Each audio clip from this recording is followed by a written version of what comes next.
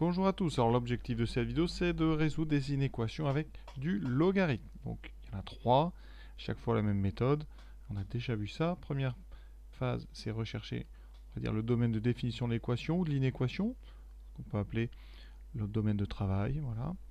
Donc on aura besoin de déterminer les conditions d'existence de chacune des expressions pour voir un petit peu dans quel ensemble on va donc travailler. Alors on va commencer tout de suite avec la première, donc ln de moins 2x plus 1 négatif ou nul. Tout d'abord, on doit avoir moins 2x plus 1 strictement positif, de façon à pouvoir calculer son logarithme. On a une petite inéquation du premier degré à résoudre, ça fait moins 2x plus grand que moins 1, on divise par moins 2, ce qui va changer le sens du symbole, donc on a moins 1 sur moins 2, x plus petit que 1 demi. Ça veut dire qu'on va travailler sur l'ensemble moins l'infini 1 demi. Maintenant, passons à la résolution. Donc ici, on a ln négatif. On peut passer à l'exponentielle ici. Et on aura moins 2x plus 1 inférieur ou égal à exponentielle 0, donc inférieur ou égal à 1. Ce qui fait moins 2x plus 1 inférieur ou égal à 1, d'où moins 2x inférieur ou égal à 0. Et en divisant par moins 2, ça fait x plus grand que 0 sur moins 2, donc plus grand ou égal à 0. Je vous rappelle qu'on doit avoir des nombres plus petits que 1 demi. Notre domaine de travail, il va de moins l'infini jusqu'à 1 demi. Et vous trouvez des solutions qui doivent être plus grandes que 0. Donc intersection de ces deux zones, les solutions, c'est donc tout l'intervalle 0, 1 demi. D'accord? On vérifie rapidement sur calculatrice, donc on va regarder quand est-ce que c'est négatif. Ici, vous voyez, c'est négatif sur toute une petite partie qui va effectivement là de 0 jusqu'à ce qui peut être bien 1 demi. Donc ça confirme notre résultat. C'est pas une preuve, mais je répète, ça confirme. Deuxième inéquation, donc les conditions d'existence. Alors là, on va réunir ça sous une forme d'une seule grande condition. Voilà, on doit avoir donc, x plus 2 différent de 0 pour pouvoir faire la division. Et ensuite, on a mis toute une expression dans un logarithme. Donc 3x moins 1 sur x plus 2 doit être strictement positif. On va résoudre donc cette inéquation ici. Cette inéquation, c'est une fonction rationnelle. Donc on va faire un tableau de signes. Tableau de signes d'un quotient. Donc ici, on va de moins l'infini jusqu'à plus l'infini. Signe du numérateur, 3x moins 1. Signe du dénominateur x plus 2. Et on finit par le signe du quotient. Première étape, savoir où s'annule chacune des deux fonctions affines qui forment cette fraction ici. Donc 3x moins 1 s'annule en 1 tiers. Et x plus 2 s'annule en moins 2. Donc je les mets bien dans l'ordre, ce qui nous donne 3 zones. 3x moins 1 s'annule en 1 tiers, c'est une fonction affine croissante, puisque devant x on a un nombre positif, donc le signe c'est moins, moins 0, plus. X plus 2 est aussi une fonction affine croissante qui s'annule en moins 2, donc son signe c'est moins 0, plus, plus. Ensuite on abaisse, très classique. Ici c'est notre division, donc la valeur interdite, on retrouve x plus 2 différent de 0. Ici négatif, 0 et plus. Je vous rappelle qu'on veut que la fraction soit strictement positive, donc on travaille sur les zones où on a des plus, donc sur cette zone là et cette zone là, sur ces deux plus ici, ça veut dire qu'on travaille donc de moins l'infini jusqu'à moins 2, union 1 tiers jusqu'à plus l'infini. Maintenant on va résoudre. On va quand même vérifier avant que notre domaine est bon, la machine, donc je rentre l'expression, je fais le graphe et vous voyez que bien ce graphe, il y a un trou ici qui part de moins 2, effectivement, jusqu'à un endroit ici à peu près qui correspond à un tiers, donc c'est bon. On est dans le vrai, on peut continuer même si, je vous répète, c'est pas une preuve absolue.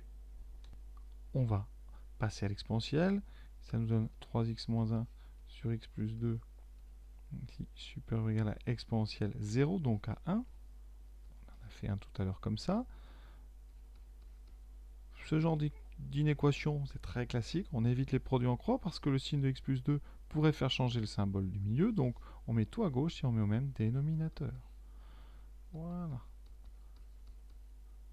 Donc je mets tout sur x plus 2, ce qui donne 3x moins 1 moins x plus 2 sur x plus 2, positif. Et donc en haut, on a donc 3x moins x qui fait 2x, moins 1 moins 2, moins 3 sur x plus 2, positif. Et on a un deuxième tableau de signes à faire qui ressemble vraiment au premier.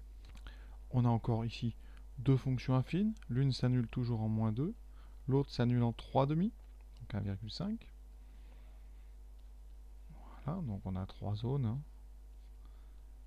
Deux fonctions affines encore croissantes, donc les signes c'est des moins 0 plus, voilà, donc la fraction plus valeur interdite, moins 0 plus, on veut supérieur ou égal à 0, donc cette fois-ci on doit avoir donc ici x qui appartient à moins l'infini moins 2, union, cette fois-ci c'est inférieur, c'est supérieur ou égal, donc on va prendre le 3 demi plus l'infini, et on va faire l'intersection avec ce qu'on avait au départ, notre domaine de travail. Donc conclusion, qu'est-ce qu'on a comme zone commune? Vous voyez qu'on a moins l'infini moins 2, union, alors là on commence à un tiers, celle-là à 3 demi, donc on va partir à 3 demi. On va essayer de faire un petit peu de mal avec ça. Comme d'habitude, vous représentez ça sur un petit schéma. Hein. Donc on met d'abord le domaine de travail, donc moins 2, 1 tiers. Voilà. Ensuite, notre domaine solution. Solution potentielle, hein, il va falloir en enlever certainement. Donc ici, on a déjà toute une zone commune. Et après, on repart en 3 demi, qui est un petit peu plus loin. Donc vous voyez que la zone commune, c'est bien de moins l'infini jusqu'à moins 2, qui possède les deux couleurs, et ensuite de 3 demi jusqu'à plus l'infini. On vérifie à la calculatrice, vous voyez qu'on a cette courbe-là qui est bien positive, tout à gauche, hein, de moins l'infini jusqu'à 2, jusqu'à moins 2.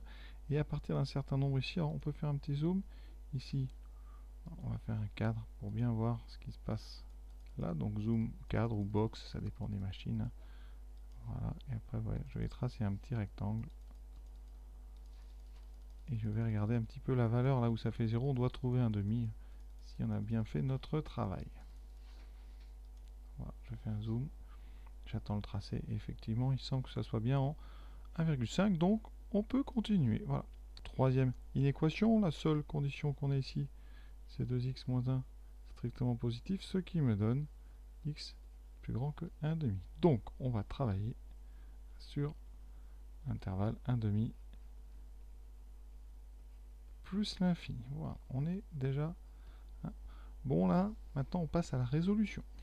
Pour cette résolution, on va se débarrasser du plus 1 en le mettant à droite.